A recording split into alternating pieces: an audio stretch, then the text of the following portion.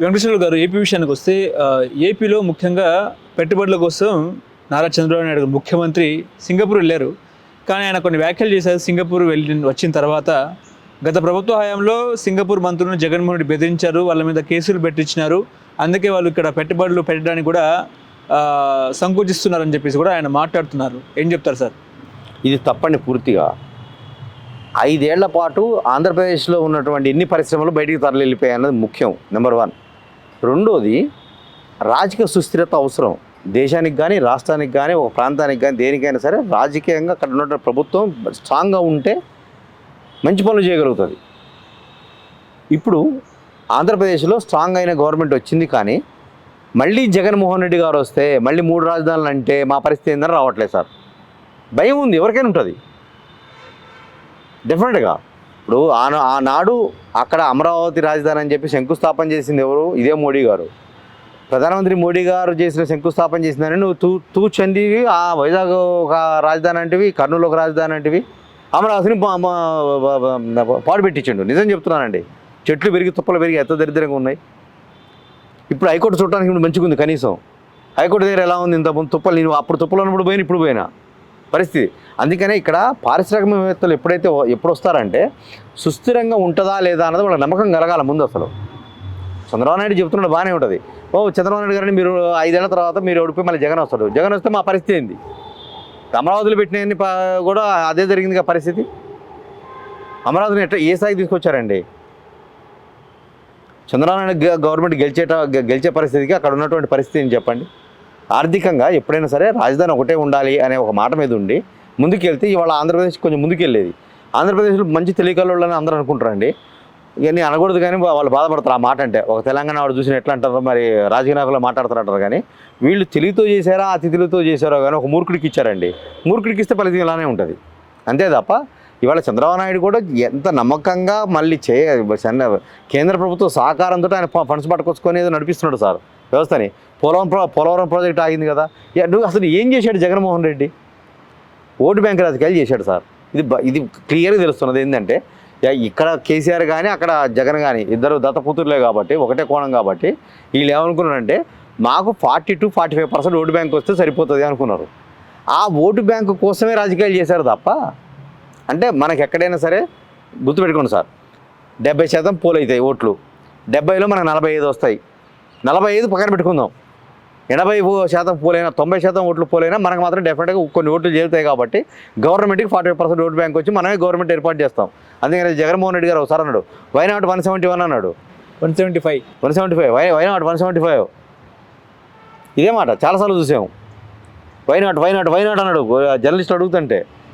అందుకని అదేంటంటే మేము పోల్ మేనేజ్మెంట్ చేసినాం అనుకున్నారు. అరే బిడ్డ, ప్రేమతో ఓటేయడానికి వస్తాడో రాడో తెలియదు, కానీ నిన్ను ఓడించడానికి మాత్రం వాడు ఎక్కడన్నా వస్తాడు. వాడి ఓటు పవర్ చూపించిండు. ఇప్పుడు నేను ఇందాక కూడా చెప్పా, అక్కడ ట్యాంపరింగ్ జరగలేదు.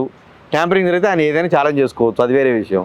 నువ్వు వ్యవస్థని సర్వనాశనం చేసేస్తావు. నువ్వు ఓటు బ్యాంక్ రాజకీయాలు చేసి ఇంటింటికి డబ్బులు ఇవ్వటం, ఫాస్టర్గా డబ్బులు ఇవ్వటం ఇవి కాదు. నువ్వు సామాన్య మానవుడికి నువ్వు దళిత బంధు ఇంతకుముందు ఉండేదండి. దళిత బంధు అంటే ఏం చేసేవాళ్ళు అంటే 25,000 నుంచి ₹1,00,000, 2 లక్షలు 3 లక్షల వరకు కూడా లోన్ ఏర్పాటు చేసేవారు దళితులకి. దానికి అప్పుడు ఏంటి, దానికి ఎస్సీ కార్పొరేషన్ ఉండేది. అప్పుడు ఏంటంటే చిన్న చిన్న వాళ్ళు ఉండేవాళ్ళు, ఏది ఎస్సీ దళితుల్లో పాపం. వాళ్ళు చిన్న చిన్న పనులు పెట్టుకునేవాళ్ళు, చిన్న చిన్న షాపులు అవి పెట్టుకునేవాళ్ళు. నువ్వు 10 లక్షలు ఇస్తాను అనౌన్స్ చేసి ఎంతమందికి ఇచ్చినావు? ఊళ్ళో 2 ఇచ్చినావు.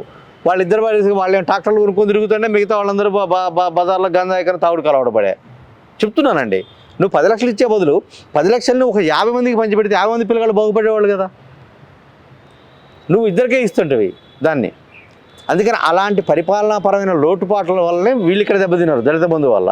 అట్లనే జగన్మోహన్ రెడ్డి కూడా అదే పథకాలు ఏం చేశాడంటే, నేను ఓటుకి ఇంత ఇచ్చి కొడుకుంటున్నాను, నెలకే మీకు ఇంత ఇస్తున్నా, నాకు ఓట్లు వేయాలా.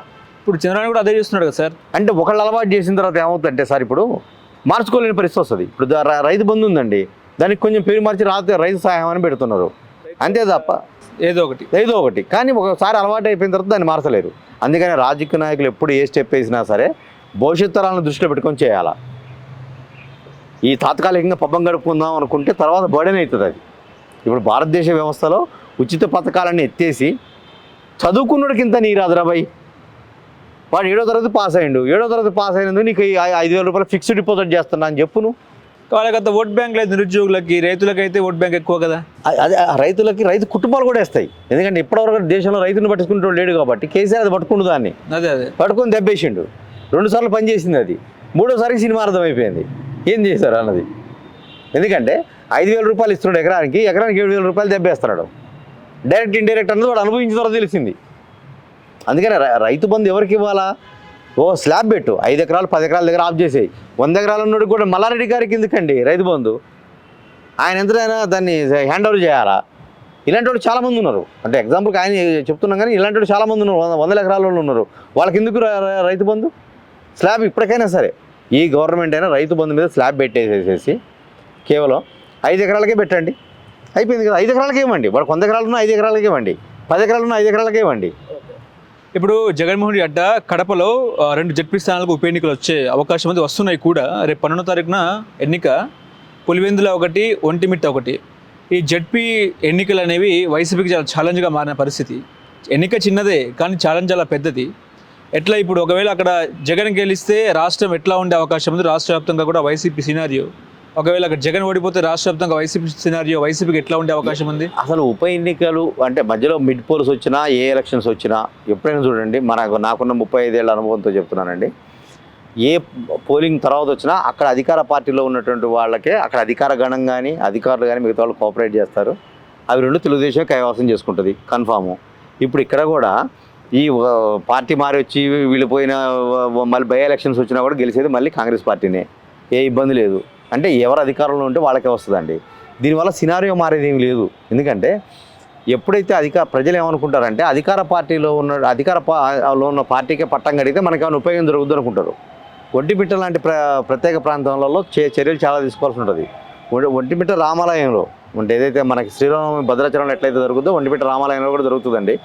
అయితే అక్కడ టీటీడీ తీసుకున్నటువంటి ఒక అసంబద్ధమైనటువంటి నిర్ణయాల వల్ల లోపల అంటే చిన్న ఫంక్షన్స్ ఉంటాయి సార్, అన్నప్రాసన, ఓణీల ఫంక్షన్స్, అలా చిన్న ఫంక్షన్స్ అక్కడ చేసుకోవచ్చు. శుభకార్యాలు, సత్యనారాయణ వ్రతాలు అవి చేసుకోవచ్చు. అవి చేయకుండా ఆర్కాలజీ డిపార్ట్మెంట్ ఏదో చెబితే దాన్ని పెట్టారు. అవన్నీ ఇప్పుడు ఇలాంటివి వచ్చినప్పుడు ఆ సమస్యలు తీరిపోతాయి, వాళ్ళకి లోకల్లో ఉన్నాయి. అందుకని వాళ్ళు అధికార పార్టీలో ఉన్నటువంటి అధికార పార్టీని గెలిపిస్తారు సహజంగా. ఇక వైసీపీని ప్రత్యేకంగా గెలిపిస్తే వాళ్ళు చేసేది లేదు. ఇప్పుడు ఎంత కాబట్టి జగన్ ఇలాక కాబట్టి జగన్మోహన్ ఇలాకాలు ఏముండవు సార్, ఇమేజ్ అక్కడ డామినేట్ అయ్యే అవకాశం లేదు. ఏముంటుంది ఆయనకు ఉన్న ఇమేజ్ ఏముందని? ఆయనకి 11 సీట్లు వచ్చాయి, ఆయనకు ఉన్న ఇమేజ్ ఏముంది? ఆయన ఇంతకుముందు 150 క్రాస్ అయిన క్యాండిడేట్ కాస్త 151 ఉన్నాడు, కాస్త 5 బీకారు, 11 అయినాయి. ఆయనకి అప్పుడే పోయింది. ఆయన ఇలాగా లేదు, ఏమీ లేదు అక్కడ సినిమా. ఎప్పుడైనా సరే ఒక రాజకీయ నాయకుడికి ఒక అద్భుతమైన అవకాశం వస్తుందండి, దాన్ని ఉపయోగించుకోవాలి మంచిగా. మూర్ఖంగా నా వ్యక్తిగత ఎజెండాతో ముందుకు వెళ్తానంటే నీ వ్యక్తిగత కక్షలకు ముఖ్యమంత్రి పదవులు నువ్వు తాకట్టు పెడతానంటే ప్రజలు ఒప్పుకోరు. ఆనంద్ గారు, ఇప్పుడు వైఎస్ వివేకానంద హత్య కేసు అనేది సుప్రీంకోర్టులో ఉన్న పరిస్థితి. సిబిఐ కూడా పూర్తి స్థాయిలో దర్యాప్తు చేశాము, మీరు ఇంకా ఆదేశాలు ఇస్తే విచారణ చేపడతామన్నట్టు కూడా మాట్లాడుతున్న పరిస్థితి. హూ కిల్డ్ బాబాయ్కి సమాధానం దొరికినట్టేనా అంటే ఏం చెప్తారు? డెఫినెట్గా అక్కడ ఏం జరిగిందో అందరికీ తెలుసండి. ఇప్పుడు టెక్నాలజీ పెరిగింది సార్. ఇవాళ మనం ఇక్కడ కూర్చున్నటువంటి ఒక 6-7 మనం ప్రెస్ క్లబ్ ఏరియాలో ఒక సిగ్నల్లో కూర్చున్న విషయం ఎప్పుడైనా బయటకు వచ్చేదే. అక్కడ క్లియర్గా కనిపిస్తుంది ఎవరెవరితో మాట్లాడారు ఏంటి అన్నది అన్నీ తెలుస్తుంది. అంటే వాళ్ళకి మూర్ఖులు ఉంటారండి. ఈ పర్టికులర్గా ఫ్యాక్షనిస్టుల్లో మూర్ఖులు ఎక్కువ మంది. ఈ మూర్ఖులు ఏం చేస్తారంటే పని చేసిన తర్వాత ఆయనకే ఫోన్ చేస్తారు అన్నట్టు, సార్ మన పని అయిపోయింది సార్ అని చెప్పి. ఇప్పుడు నీకు గవర్నమెంట్ ఉన్నా కూడా అదే ఏ రక్తం బయటికి రాకుండా చంపేస్తుండే ఉంటే అది ఆత్మహత్యనే చూపించేటోళ్ళు. అది తప్పనిసరి పరిస్థితుల్లో అత్యేకంగా పరిగణించబడ్డది. ఎవరు చేశారో అంతకుముందు వేరే వాళ్ళ మీద బనాయించబోయిండు. చివరికి అవినాష్ రెడ్డి దొరికితే వాడిని కాపాడడానికి ట్రై చేసే సిగ్గు శరం లేకుండా. అయితే చేయకూడదు, తప్పు ఎవడు చేస్తే తప్పే. నువ్వు అట్లా ఉండకపోతుంది. నీ క్లియర్ నీ బాబాయ్ మర్డర్ కేసులో నువ్వే అని నీ వాళ్ళు ఆరోపించే పరిస్థితికి వచ్చారు.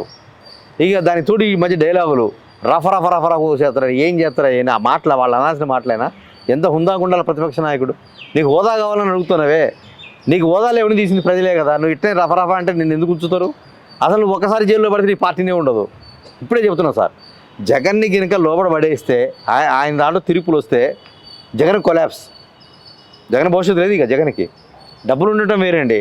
డబ్బులున్న ప్రతి ఒక్కరు అయ్యేటట్టయితే మన అమ్మాయిని కాలేడా ప్రధానమంత్రి? మరి ఎందుకు కావట్లే? ముఖ్యమంత్రి ఎందుకు కావట్లే? కనీసం డబ్బులున్న ప్రతి ఒక్కడు రాజకీయ నాయకుడు కాలేడు. నీకు రాజశేఖర రెడ్డి వారసత్వం వల్ల నీకు అది వచ్చింది అవకాశం. లేవు నిన్నుడు దిగుతారు అసలు. రాజశేఖర రెడ్డి ముఖ్యమంత్రి కాకుండా ఉండుంటే జగన్ అనేటోడు ఎవడు అసలు ఎవడు దిగుతాడు వీళ్ళని? ఇంతమంది ముఖ్యమంత్రులు లేరా సార్ చాలామంది. నిన్ను ఎందుకంటే మీ నాన్న 108 కానివ్వండి, కొన్ని పథకాలు కానివ్వండి, చేసిన మంచి పనులు ఉన్నాయనే దాంతో భావనలో నువ్వు కూడా ఏదో మంచి చేస్తావని నీకు అప్పచెప్పారు. నువ్వేం చేసినావు నీకు తెలుసు, నీ అంతరాత్మకు తెలుసు. అది అందుకనే జగన్ ఒకసారి జైలుకి వెళ్ళినంతసేపు బయట నాటకాలు ఆడతాడు ఇవన్నీ. ఈసారి జైల్లో పడ్డాడంటే కథం పార్టీ ముక్కలు చెక్కలు అయిపోద్ది అన్నట్టు. ఎటువంటి కేలు కథం దుకాణం బంద్. దీంట్లో 80% జనసేనకి వెళ్ళి దొరికిపోతారు సార్. 20% దారులు ఎత్తుకుంటారు బీజేపీలోకి, మిగతా దానికి, లేకపోతే తెలుగుదేశంలో జాయిన్ అయిపోతారు. పార్టీ ఉండదు ఇంకా. ఆయన అనుకుంటున్నాడు భారతి గారిని పెట్టవచ్చు, వాళ్ళని పెట్టవచ్చు, ఇవన్నీ నిలబడే కావు. ఇవన్నీ ప్రజలలో విశ్వాసం ఉన్నంతసేపే ఉంటారు సార్. విశ్వాసం కోల్పోతే మన కేసీఆర్ ఒక దగ్గర ఓడిపోయినట్టే, ఓడిపోవటమే. ఎక్కడ ఉండదు కేలికతం దుకాణం బంద్. వీళ్ళ దుకాణాన్ని బంధుకు దగ్గరలో ఉన్న చాలామంది నాయకులు నెక్స్ట్ 5 yearsలో సినారియో మారిపోద్ది రాజకీయంగా. రాజకీయ ముఖ చిత్రం డెఫినెట్గా వచ్చే 5 ఏళ్లలో డెఫినెట్గా మళ్ళీ వచ్చే ఎన్నికలప్పటికి ఇట్లా ఉండదు. ఎందుకంటే జగన్ కేసులు దగ్గరికి వచ్చినాయి సార్. లేదా చంద్రబాబు నాయుడు ఊరుకుంటాడా పిచ్చోడా ఏమన్నా? లిక్కర్ స్కామ్ కూడా ఉంది కాబట్టి అది అన్నీ 1 by 1 అన్నీ క్లియర్గా తెలుస్తున్నాయి కదా. డబ్బు ఎక్కడుందో తెలుస్తుంది, అన్నీ తెలుస్తూనే ఉండే. అయినా ఇంకా కింద పడే మీద మాదే పై చేయంటే ఈ తప్పు ఇవి మారాలా రాజకీయ నాయకులకి. నమస్తే సార్.